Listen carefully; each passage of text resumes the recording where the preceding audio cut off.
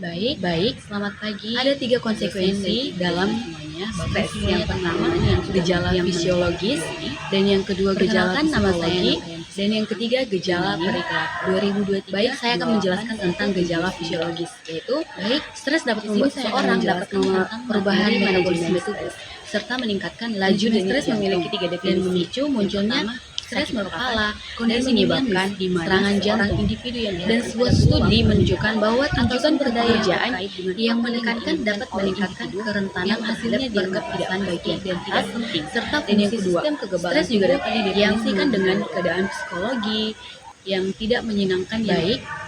Ada 3 konsekuensi dalam menanggapi tekanan yang pertama dan yang gejala fisiologis dan yang kedua gejala psikologi dan yang ketiga gejala perilaku dan stres. Baik, saya akan menjelaskan tentang gejala fisiologis yang menyebabkan timbulnya stres dapat membuat seseorang dapat perubahan metabolisme tubuh serta meningkatkan laju dan stres dan memicu munculnya sakit kepala dan menyebabkan serangan jantung.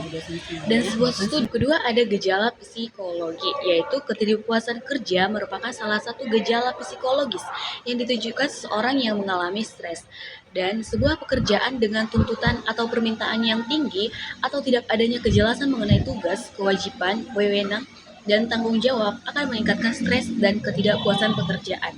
Dan yang ketiga ada gejala perilaku, yaitu contoh dari gejala perilaku stres terkait perilaku antara lain berkurang produktivitas, perubahan dalam kebiasaan makanan, merokok, atau konsumsi alkohol secara berlebihan.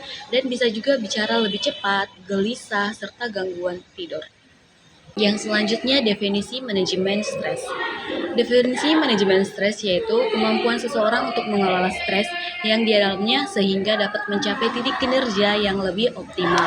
Semakin baik manajemen stres yang dimiliki seorang karyawan, maka akan semakin tahan pula ia terhadap penyebab stres dan tekanan pekerjaan yang ia alami. Dan ada juga cara untuk mengelola stres, yaitu salah satu cara untuk mengurangi stres adalah dengan melakukan pendekatan sederhana dalam menghadapi pemicu stres. Dengan mengenali pemicu stres, maka individu akan tahu kapan waktu yang tepat untuk mengatasinya. Dan yang kedua, manajemen stres tak hanya sekedar mengatasinya, tetapi bagaimana seseorang belajar mengulanginya secara adaptif dan efektif. Selanjutnya ada pendekatan dalam manajemen stres. Yang pertama, pendekatan individu dan pendekatan organisasi. Yaitu yang pertama di depan pendekatan individu yaitu melakukan pengelolaan waktu yang baik. Nah, di mana seorang ketika mengalami stres yang berlebihan, dia dapat mengelola waktunya dengan baik, yaitu dengan cara melakukan sesuatu hal yang baru atau membaca. Itu adalah salah satu untuk menghilangkan rasa stres kita yang berlebihan tadi. Dan yang kedua ada latihan fisik, di mana ketika seseorang mengalami manajemen stres, dia dapat latihan fisik serta yaitu berolahraga, berenang, bahkan juga meditasi. Dengan cara meditasi juga kita dapat meluapkan seluruh stres kita, yaitu dengan cara yang baik, yaitu meditasi. Terus yang kedua ada latihan relaksasi, yaitu dimana ketika kita mengalami stres, kita mungkin dapat bergabung sama teman-teman kita, yang dimana mereka merupakan teman-teman yang dapat mendukung kita secara emosional, baik itu mendukung kita dengan baik. Dan yang kedua ada dukungan sosial, yaitu dimana ketika seseorang mengalami manajemen stres yang tadi, dia dapat melihat atau membuka ponselnya, yaitu dengan menghibur diri dengan memakai ponsel, yaitu dengan menonton podcast ataupun menonton hal-hal yang membuat dia melupakan stres tadi, atau menonton hal-hal video-video yang lucu gitu. Terus ada kedua yaitu pendekatan organisasi, yaitu melakukan perubahan dalam proses seleksi dan penempatan karyawan, yang dimana ketika seseorang mengalami stres, dia dapat melakukan pendekatan diri, yaitu dengan karyawan satu dengan karyawan yang lain. Dia tidak boleh mengasingkan dirinya.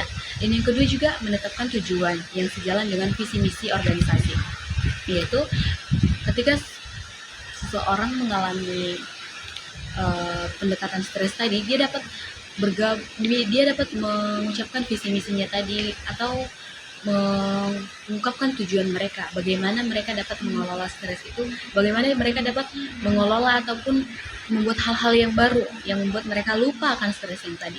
Dan yang kedua ada redesign pekerjaan, yaitu melakukan pekerjaan atau menciptakan suatu metode yang baru. Nah, ketika kita menciptakan metode yang baru, kita dapat memicu pikiran kita untuk berkembang lagi. Demikian materi yang dapat saya sampaikan.